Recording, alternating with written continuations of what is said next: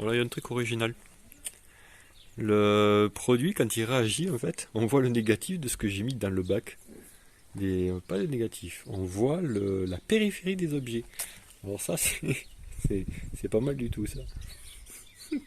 Ça, c'est le disque qui porte les couteaux. Il y en a un là, normalement. Un qui est par là, si je dis pas de conneries. Voilà. Ça, c'est le plateau. Vraiment, c'est là où ça réagit sur les bords, là où il reste de la rouille, en fait. Ça fait une écume blanche dessus. Et ici, là où j'ai mis des barres, que je vais vérifier maintenant.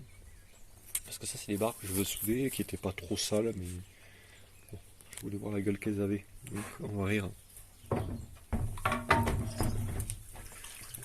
Celle-là était quasiment propre, donc celle-là, elle est pas probante. On va la foutre ailleurs. Oh putain, ça fait des espèces de remous. Alors, celle-ci, je sais pas. Eh, c'est pas mal du tout déjà. Je la sors.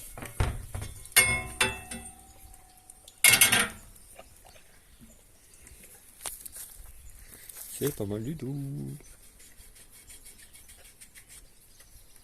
Tudum. Oh. On verra ça ce week-end. Là, j'ai d'autres choses à faire. Et bon, on avance bien apparemment. On voit que ça réagit là sur le. C'est difficile. Ah. On voit bien que ça réagit et que ça désoxyde au fur et à mesure. Ah. Super. Bon, en réalité, foutez des gants.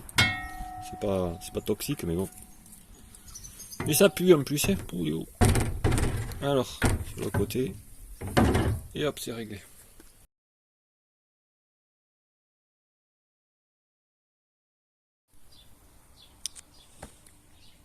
On est le 7. On est le 7 juin. Donc je l'ai sorti aujourd'hui. J'ai décidé que j'allais lui passer un coup de Karcher en fait. Tout simplement. Parce que je me suis aperçu, bon là vous voyez quand je frotte, il n'y a plus rien qui se barre. Ça, toute la rouille qui était comment dire, désactivée, qui a été mangée, je l'ai fait partir au Karcher. Bon, le seul truc c'est que moi j'ai un vieux Karcher qui n'a pas trop de pression, pas de rotobus, puisque j'ai pété la rotobus. Le but là c'était de faire partir la surcouche de rouille qui réagissait plus et qui empêchait d'aller directement au fond, traiter la rouille qui était encore toujours présente. C'est comme celle-ci. Là, vous voyez, on ne peut rien faire sur ça. Il faut le remettre en immersion. Voilà. Là, j'ai sorti les disques. Là, par contre, je ne les ai pas karcherisés encore, ceux-là. Je vous montrerai les deux côte à côte, avant et après. J'ai fait le recto et le verso. Donc ça, c'est le verso. Oh putain, que ça pèse cette merde. Là, c'est de l'acier, il n'y a pas à dire. Voilà. Donc, là, pour accélérer la manœuvre, j'ai nettoyé surtout au Karcher toutes ces zones-là, qui sont super chiantes à nettoyer. Et j'ai mis un petit coup de brosse métallique sur la partie plate que j'avais là. Pourquoi? Parce qu'en fait, il reste des trucs comme ça là. Et ça, bon, je vais remettre un coup avant de le remettre en immersion. Voilà, bon, on commence à arriver à la fin là. On va pas se leurrer. Vous voyez, ça se barre malgré tout. Donc bon, c'est pas... Ouais, bon, c'est pas encore terminé. Là, voilà, par exemple. Mais bon, dans l'ensemble, on est pas mal. Je vais pouvoir attaquer de réparer bientôt ça là.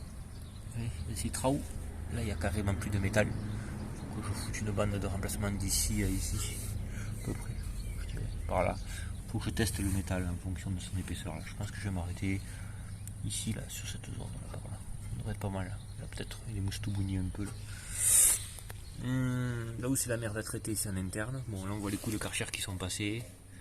Faut une rotobus en clair. L'idéal, ça serait un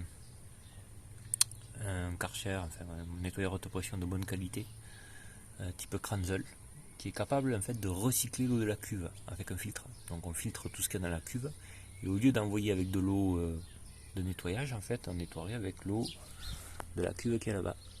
Voilà. Et ça nous permettrait de recycler et de nettoyer tout en désoxydant et en évitant qu'un film d'oxyde se redépose. Après ça c'est pas grave, les vaporeuses, une fois que c'est séché, nettoyé, qu'il n'y a plus tout ça, on est bon quoi. Mais là le but c'est surtout de pouvoir nettoyer correctement. Et le Karcher c'est pas mal du tout avec une rotobuse. Sans rotobuse ça fait mal au bras, ça casse les pieds. Voilà, bon là on peut voir que les soudures sont bonnes, un coup de Karcher qui est passé là, clac, c'est pas trop mal. Bon après je sais pas ce qu'il envoie encore en pression parce que il a 25 ans, il en peut plus. Pour nettoyer une bagnole ça va, pour nettoyer ça c'est pas top. Il va falloir investir je crois.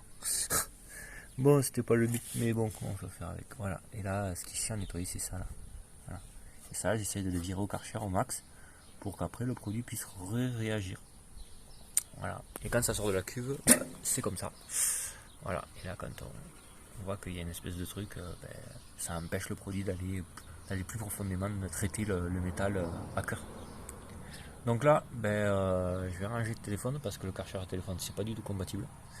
Je vais vous étaler à droite le recto de l'un, le recto de l'autre, et en passer une au Karcher, pas l'autre. Et ensuite on les met côte à côte pour voir la différence. Voilà. Et ensuite on les nettoie et on les refout dans le bac jusqu'au prochain stage. En fait karchériser ça permet d'accélérer le processus, de nettoyer plus rapidement, d'enlever la rouille qui ne tient plus mais qui empêche le reste de la mélasse de réagir.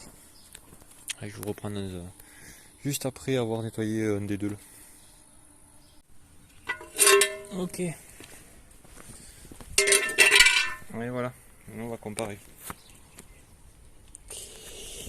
Karcherisé, il a subi le même traitement que son collègue, mais lui pas karcherisé. Voilà. Et maintenant, quand on va le remettre dans le bac, tout ça là, quand on va le remettre dans le bac, tout ce qui tient là, ça va être attaqué. Voilà, toutes ces pécadilles. Alors certains pourront dire, ouais, il suffit d'une brosse métallique. Voilà ma cache.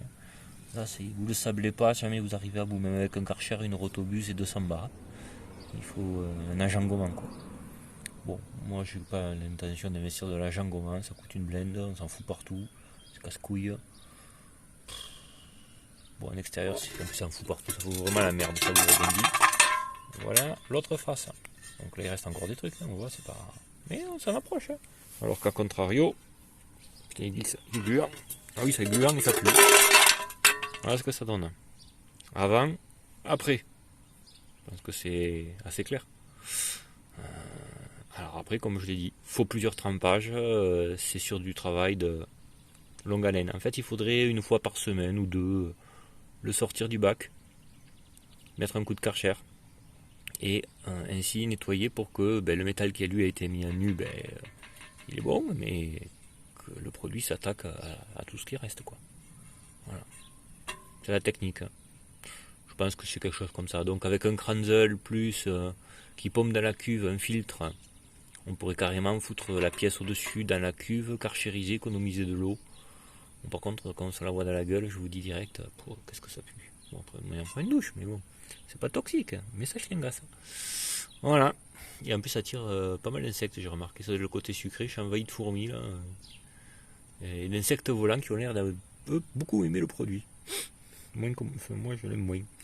Ok, bon, maintenant, je vais nettoyer cette pièce, plus d'autres pièces que j'ai dans la cuve qui attendaient, là, et voir si celles qui peuvent être utilisées, celles qui doivent refaire un stage. Bon, ça va refaire un stage parce que je m'emmerde pas à nettoyer ça, moi. Je peux y passer des jours à gratouiller, à bidouiller. Quand ça va ressortir, ça ressortira nickel. Un coup d'évaporeuse et on n'en parle plus.